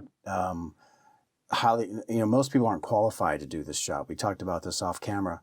It's very hard to do the policeman's job. True. Because there's so much going on, and you have to have especially the right in today's political climate. Well, especially today. It's extremely difficult. But most of the people that are in this profession are highly qualified, and they're highly trained, and they're able to do things that even the most educated, the people who consider themselves to be elites, or you take them out of their element, academia, you name it, and you stick them in a real scenario with real people and real danger. They won't last, man. It's hard. It's not in split decision making. I mean, look, it takes a special person, and I'm not talking just somebody who's been through Marine Corps training. I mean, that was definitely an asset for me. But you're taking people off the street who want to do this job for the right reasons, and nobody gets into this profession because they want to go out and do wrong. Especially today. Think about it. When I came in this profession, I had this idea from watching movies and stuff that, oh, it's a good old boys network and cops are crooked and I'm going to go right the wrongs and set the crooked. No, everybody that comes in like me decides they're the champion of goodness, right? You don't come in to this profession if you don't have that, at least in the back of your head, that you are the good guy and you're going to do good stuff. It can get very complicated, in your career, with dealing with all these things that you never experienced before, you never had the opportunity to experience, and now you have to work on your skill set. I mean, look, it's hard to do the job. Is my point, and the best people do this job. And so those are the things that I take and I appreciate about where I am now. Right, accepting and appreciating what's given to me instead of these expectations that aren't met, the disappointment, and the tolerance. I'm not about that anymore. And to me, when I decided to leave the expectations and the tolerance behind and just go work on just acceptance and appreciating what I have, it's like someone flipped on a light switch. I was very disgruntled at work, so much so. I just terrible. But once I decided to leave all that behind, guess what? My paycheck didn't change. I got paid the same amount. Everything was great. I didn't suffer anything. Mm-hmm. I still went to SWAT training. I still went to sniper training. I still got all the things and did all the things that I loved doing, but I didn't have to deal with all that other crap. And the same thing in personal life. Well, it's a mindset, right? And having been friends with you for a while, when I was first getting into law enforcement in 2009, I did some ride-alongs with you at your agency. That was a while ago. Mm-hmm.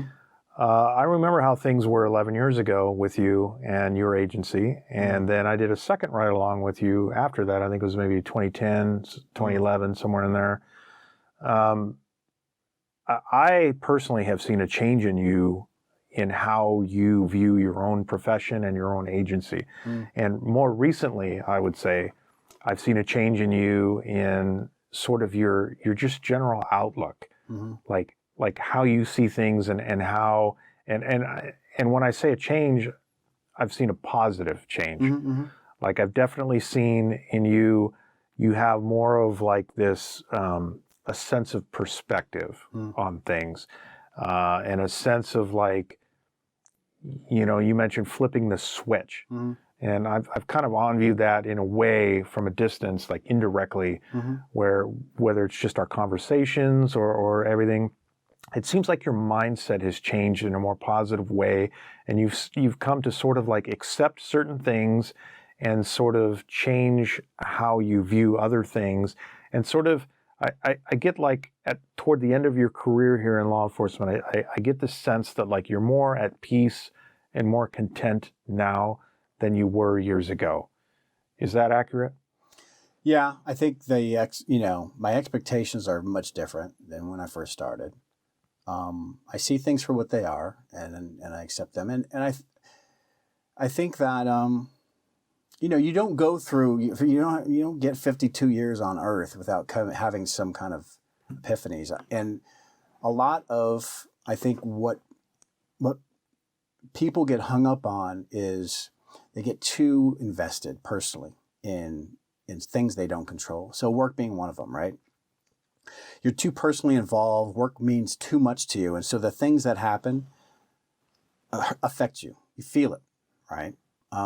The key is to be open to everything and unattached to the outcomes, right? So you can think clearly. You can see things the way they are, and then the outcomes don't bother you. You just kind of accept and move on.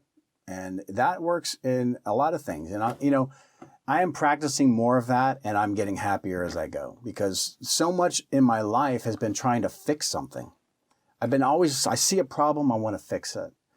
And I'm still doing that. That's systemic in law enforcement, right? So you had a very interesting law enforcement career. You've done a ton of specialty assignments throughout your career. Mm-hmm. You're still in it. You're on the back half of your career now, kind of winding down. You're married and you've got some boys, 3 of them, right? 3 boys. Yeah. How did that change your life? Well, listen, nothing is more significant than being a dad. I thought I was important, and what I was doing was important and significant. Man, when you have kids, everything pales in comparison. So there's this. You got to be at the right time of your life. I wouldn't do it when you're 19. I don't think anybody's a good parent at 19.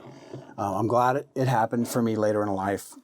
But I was kind of going through the motions, doing all these things, making achievements, because it was like, okay, this is what I'm supposed to do. I mean, there's nothing more righteous than being an Ivy League student on a undefeated football team. No one's going to say you're screwing up your life, pal, going to this Ivy League school, and like there's nothing more righteous than that, right? But you're doing it, because you think that's what you're supposed to do. You don't really. There's no meaning attached. So I say having a family, a wife, and the kids, it adds the meaning and the connection. And everything else just becomes less significant, And single people don't get it. People without children don't get it. They think that their image and all this other stuff that they're doing is so important at the time, and it is. And that changes when you have kids. And so I have 3 boys, 9, 7, and 2. Will be 3 soon. It's nonstop action at my house. It's a lot of fun. I get to be a kid.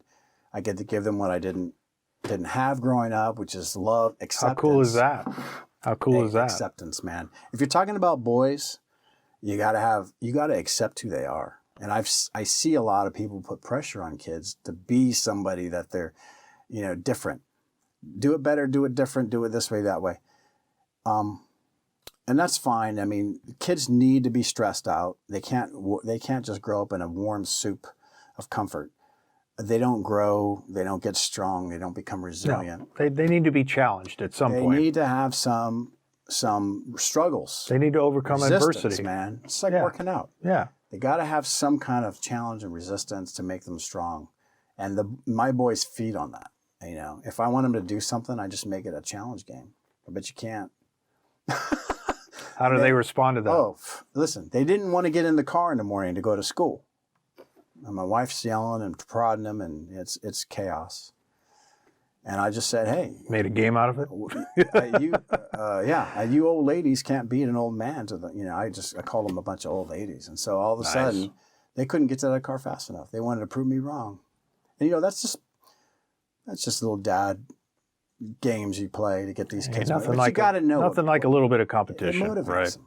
And see, that's the problem with our societies. We become non-competitive, everything's comfort resistant. Don't, cancel the offensive speech. Don't have, everything has to be to the. Why do you think there's so many sensitive people who are going to lose their shit if you say the wrong pronouns, if you have the wrong opinion, if you don't have the safe? I mean, this generation is grown up so weak and so fragile, and weakness and fragility is not equal success. I'm sorry to say it, but you know what? The world is much different than you like it to be in your little warm soup bubble.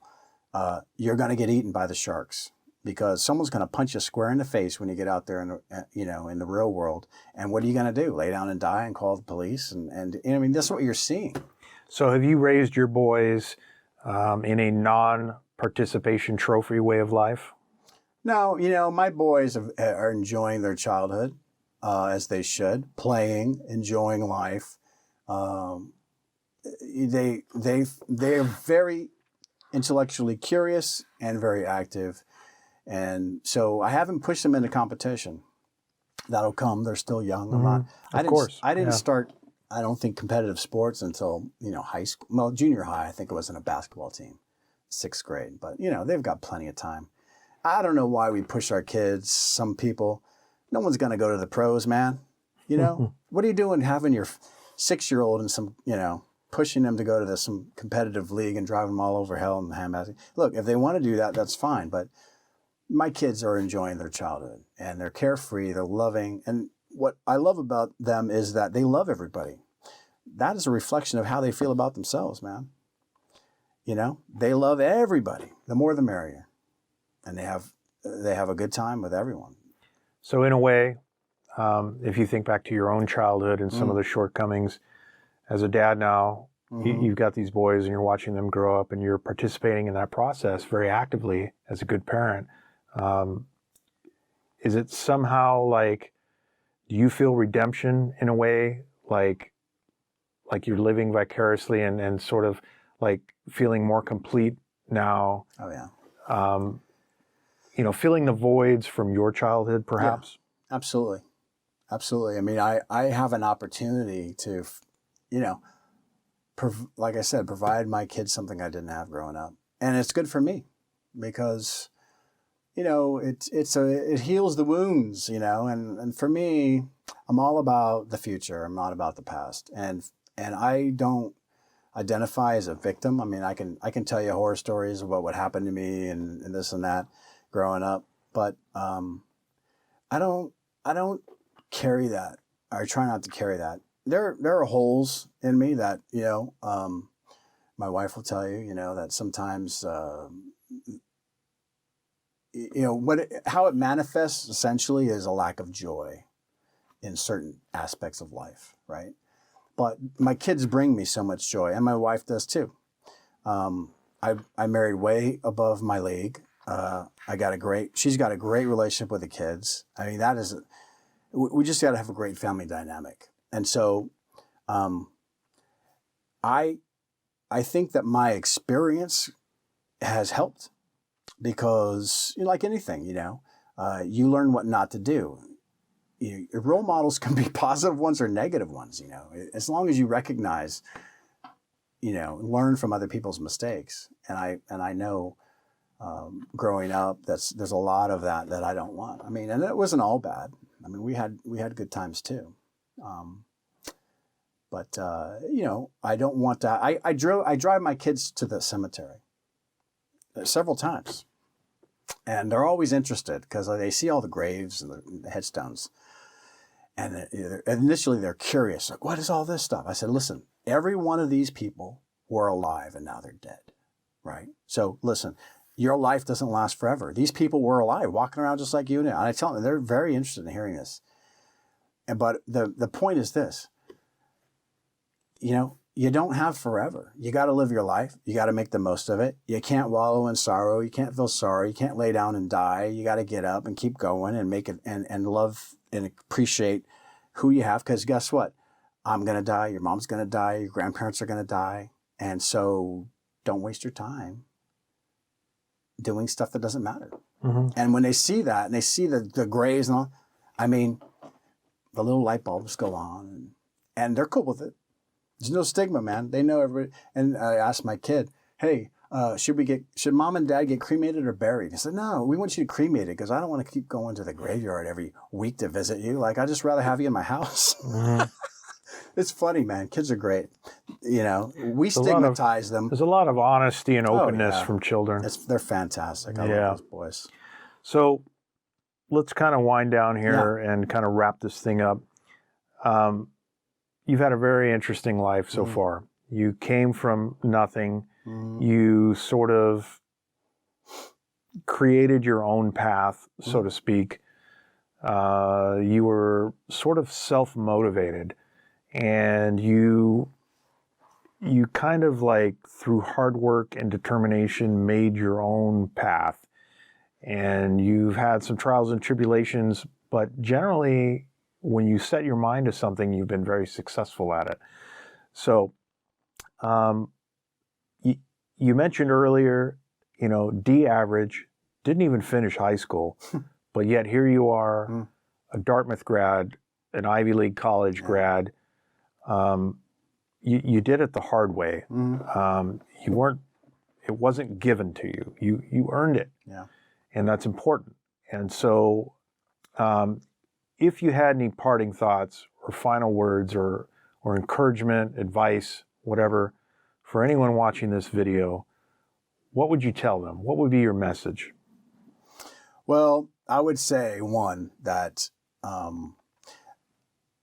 you know, if you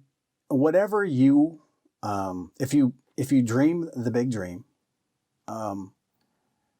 the only thing that's keeping you from achieving it is yourself. I mean, a lot of times we think, I mean, maybe I was too stupid to realize I shouldn't be dreaming that big. Maybe I was too ignorant to know that I was never meant to go to the Ivy League. Well, I was determined to get in. I told myself I was going to apply for a job and be a janitor there for 20 years until they let me into the damn school. I'm going to apply every year until they give up. I was that determined to get into the Ivy League. And I literally was like, if I don't get into Dartmouth, I'm going to go there and become a damn janitor and clean up until they let me in and be a student. I was not going to take no for an answer. And so to find a passion, right, that you are willing to just give it your all, pursue and never give up, and keep driving, and not listening to all the reasons why you shouldn't do something, and don't identify as a damn victim. You know, I had plenty of, listen, I see it in my career, but you know, I had plenty of material and source to cling to and label myself victim, right? And decide that at that point I was never going to do anything or just become a victim and wallow in my own pity and my own misery and my own loss of a family, a relationship, a childhood, whatever. You know, and all that stuff does hurt. But the thing is, look, you have to keep driving forward and dreaming big, you know, and not stopping and not stop working and have the determination. Because I mean, I haven't achieved greatness. From where I've come, there's been a huge lot of obstacles, and I can say that I've done this or that, the other thing. You know, what's the significance of that? I mean, a lot of it has been personal ego, right? Driving me or I'm going to show them I can do it.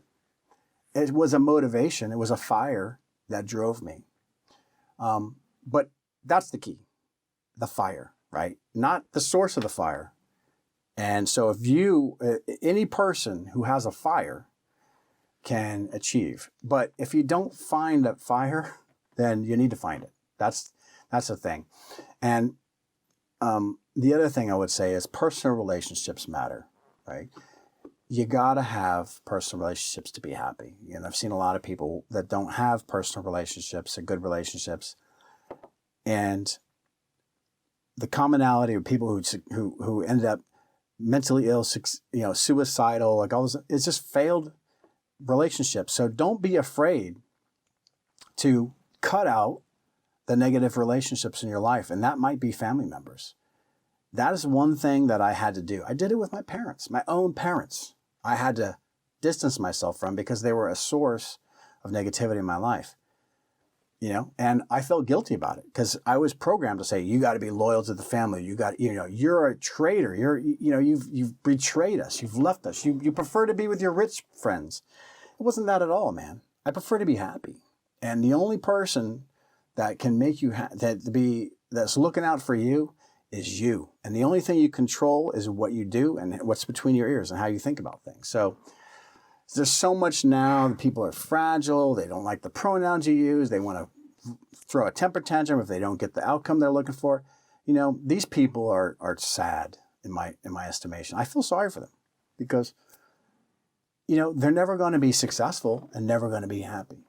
And no matter what the outcome, you were in charge of that shit. And if you just cling to every negativity, then I don't know. I don't know what your path is. But for me, I had plenty to cling to that was negative, and I decided, you know what, screw that. And, I'm still a work in progress, and I'm still obviously alive and in the workforce, and we'll eventually move on past law enforcement to do something else.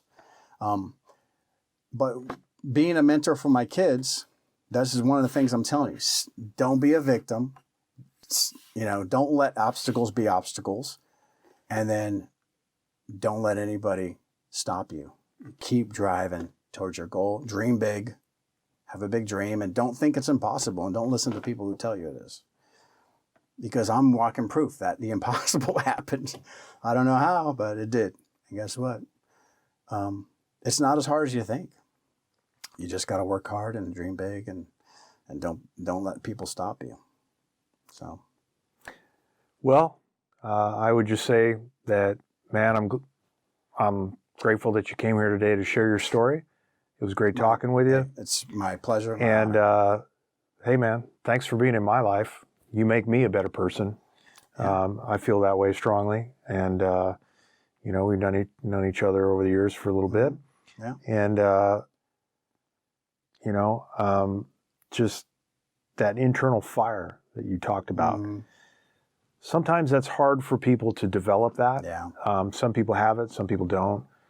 Yeah, but I would add to what you're saying that if you have just a spark, fucking fan those flames, man. Don't quit. Don't give it up. The problem is life is too easy.